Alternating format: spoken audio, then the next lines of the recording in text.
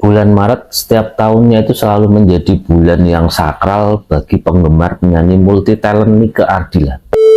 Pasalnya pada 29 tahun yang lalu, tepat 9 Maret 95, sosok mengalami kecelakaan mobil dan meninggal dunia. Hal itu bisa terlihat dari akun Instagram Nike Ardilla Fans Club di Instagram resminya. Sampai saat ini para penggemar setianya masih melakukan ritual khusus dalam rangka mengenang hidup dan detik-detik kecelakaannya, masih menyimpan banyak teori konspirasi. Selamat datang di channel Rindo Sujarwo.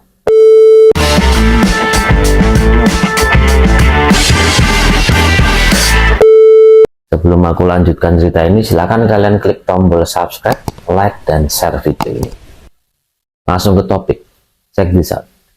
Konon teori konspirasinya berkaitan tentang kecelakaannya yang masih membingungkan. Seperti mengapa polisi merahasiakan kematiannya kepada keluarga selama 3 hari, atau benarkah sang diva sempat berseteru dengan cucu penguasa cendana sebelum kematiannya. Berikut beberapa fakta yang Indosiar rangkum dari beberapa sumber tentang Nike Ardilla. Belum membahas peristiwa kematian, mari kita mengenal sosok Nike Ardilla terlebih dahulu. Nike Ardilla lahir di Bandung pada 27 Desember 1975 dengan nama asli Raden Bararan Nike Ratnadi Kusnadi. Kecilnya sudah terasa sejak kecil dan sudah banyak penghargaan dari kompetisi lokal maupun nasional. Awalnya ia memakai nama panggung Nike Astrina untuk bisa menyaingi Niki Astria, penyanyi rock kenamaan era 80-an kala itu. Namun saat itu Nike belum punya lagu sendiri sehingga ia sering menyanyikan lagu dari musisi lain.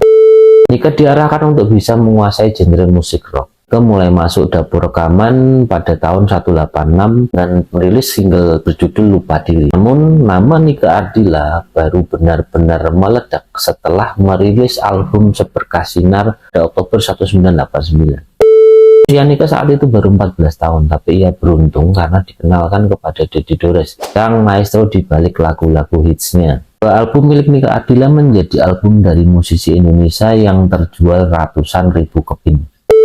Album Seberkas Sinar laris manis di pasaran dengan tembus penjualan 500.000 keping. Sementara album keduanya Bintang Kehidupan mencapai 2 juta keping. Konon belum ada musisi Indonesia hingga saat ini yang bisa menyaingi penjualan salah satu albumnya tersebut, baik Peter Pan, Agnes Mo, ataupun Dewa 19. Pasca perilisan Bintang Kehidupan, namanya itu resmi berganti. Dia bukan lagi Nike Astrina tetapi Nike Ardilla. Awal tahun 90-an menjadi saksi kebintangan Nike.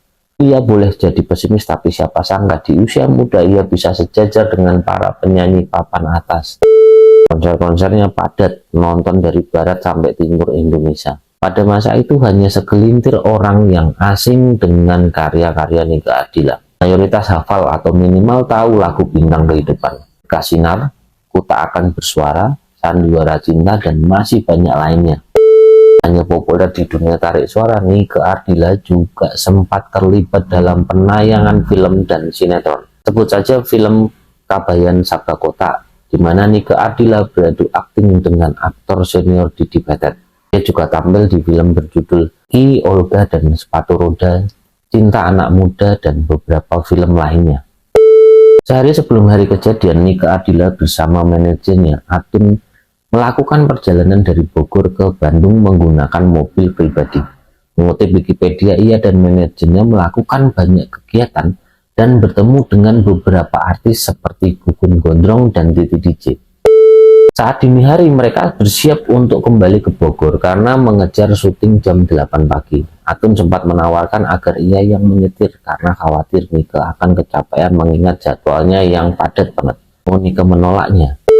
Sampainya di jalan Edi Martadina atau dikenal juga sebagai Jalan Riau, mobil Nike itu terhalang oleh mobil berwarna merah yang melaju dengan amat pelan. Karena sedang diburu waktu, Nike memutuskan untuk menyalip mobil merah tersebut. Tiba-tiba dari arah berlawanan muncul mobil Daihatsu TAF yang melaju dengan kencang. Nike banting setir ke arah kiri, mobil langsung menabrak sebuah pohon beringin, terpental dan menabrak pagar beton bak sampah.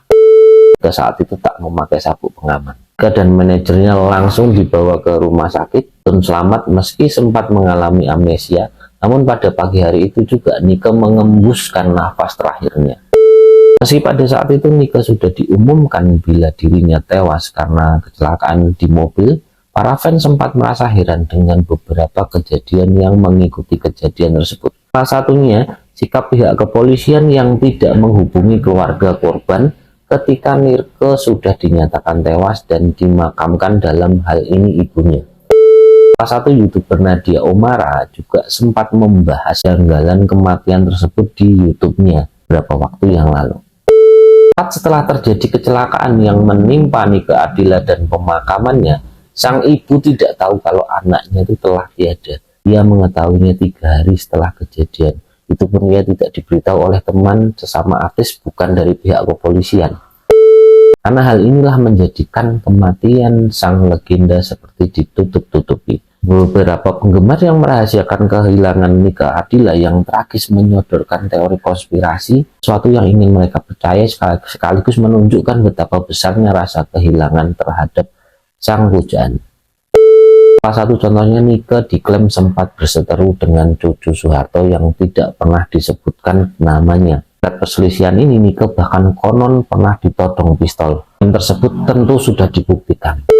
Sementara itu, Nadia Oomara juga menyebutkan bahwa pada malam kejadian ada beberapa saksi yang melihat seorang pria berambut cepak mengendarai mobil hardtop berwarna merah. Mobil itu tiba-tiba memepet mobil yang dikendarai Nike Ardilla. Namun menurut keterangan polisi, tidak ada mobil hardtop merah yang lewat pada kejadian itu. Pada saat kejadian itu juga terdapat cerita yang mengatakan kalau pemicu kecelakaan Nike Ardilla karena ia sedang di bawah pengaruh narkoba dan alkohol. Sebelum perjalanan pulang, Nike dan Aton itu sempat mampir ke sebuah diskotik bernama Polo. Namun Nike tidak minum alkohol, ia hanya memesan jus jeruk. Televisum polisi juga menyebutkan tidak ditemukan kadar alkohol dalam tubuh Nike. Ada teori lain yang mengatakan bila kematian Nike Ardilla disebabkan karena kisah cintanya. Tahu adanya cinta segitiga antara Nike Ardilla, sahabatnya, dan seorang pria yang disebut-sebut perwira angkatan udara. Kejadian inilah ada asumsi yang mengatakan jika sahabatnya sengaja merencanakan kematian untuk Nike Ardilla. Namun cerita ini tidak dapat dibuktikan karena sang sahabat saat kejadian sedang berada di luar negeri. Teori-teori di atas itu muncul dari beberapa fans setia Nike Ardilla yang memang masih merasakan begitu kehilangan atas kepergian Nike Ardilla. Rasa kehilangan itu membuat mereka mencari dan menyodorkan beberapa kejanggalan seperti yang disebutkan tadi. Dimakamkan di Ciamis, Jawa Barat pada sore hari ia meninggal dunia. Jenazahnya diantar ribuan penggemar dan sejumlah fans. Fans garis kerasnya bahkan masih berada di kediaman Nike pada beberapa hari setelah pemakaman. Sampai saat ini, setiap tanggal 19 Maret dan 27 Desember di hari ulang tahunnya Nike Ardilla, ratusan penggemar Nike Ardilla melakukan ritual khusus. Mereka memulainya dengan mengunjungi tempat kecelakaan lalu ziarah ke makam sambil tak lupa menyanyikan lagu-lagu Nike Ardilla.